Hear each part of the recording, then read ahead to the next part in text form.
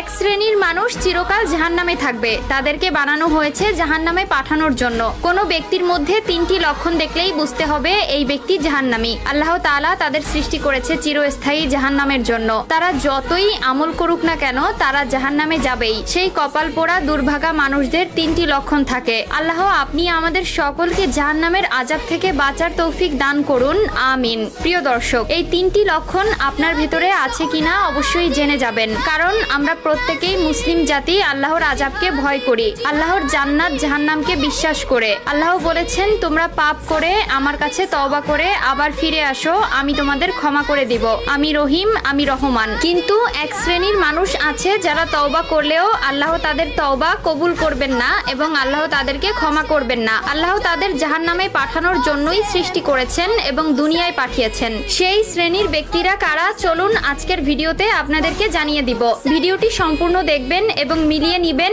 এই তিনটি লক্ষণ আপনার ভিতর আছে কিনা। যদি থেকে থাকে অবশ্যই আল্লাহর কাছে পানাহা চাইবেন, আল্লাহর কাছে ক্ষমা চাইবেন। ভিডিওটি শেয়ার করে দিবেন, হয়তো আপনার একটি শেয়ার একটি মানুষকে ইসলামের পথে চলার জন্য সাহায্য করবে এবং পাপ কাজ থেকে নিজেকে বিরত করবে। একটা জাহান্নামী ব্যক্তি একটা চতুষ্পদ প্রাণীর চাইতেও নিকৃষ্ট, কারণ চতুষ্পদ প্রাণী জাহান্নামে যাবে না, কিন্তু একটা মানুষ আল্লাহর সৃষ্টির সেরা জীব হয়েও তার পাপ কাজের কৃতকর্মের জন্য চিরস্থায়ী জাহান্নামে জ্বলতে হবে। তো চলুন বেশি কথা না বলে শুরু করি আজকের ভিডিও। আজকে আমরা জানবো জাহান্নামী ব্যক্তিদের তিনটি লক্ষণ সম্পর্কে, যে তিনটি আমাদের সকলের মধ্যে বিদ্যমান থাকতে পারে। জাহান্নামী ব্যক্তিদের তিনটি লক্ষণ হলো, এক, তাদের অন্তর আছে কিন্তু এই অন্তরে আল্লাহর ভয় জাগ্রত হয় না।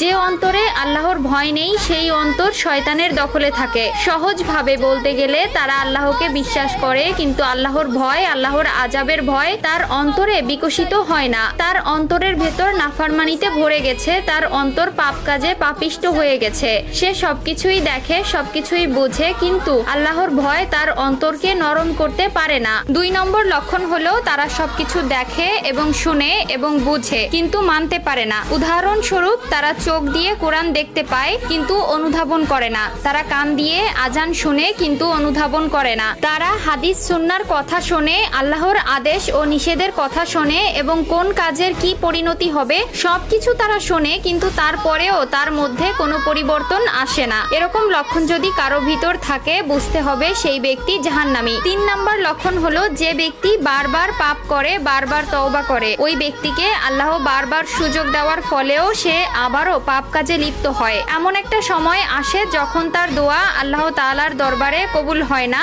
আর আল্লাহ তাআলা ক্ষমা না করলে সেই ব্যক্তি চিরস্থায়ী জাহান্নামে ভুগতে হবে। আল্লাহ আমাদের সকলকে জাহান্নামের আযাব থেকে বাঁচার তৌফিক দান করুন, আমিন।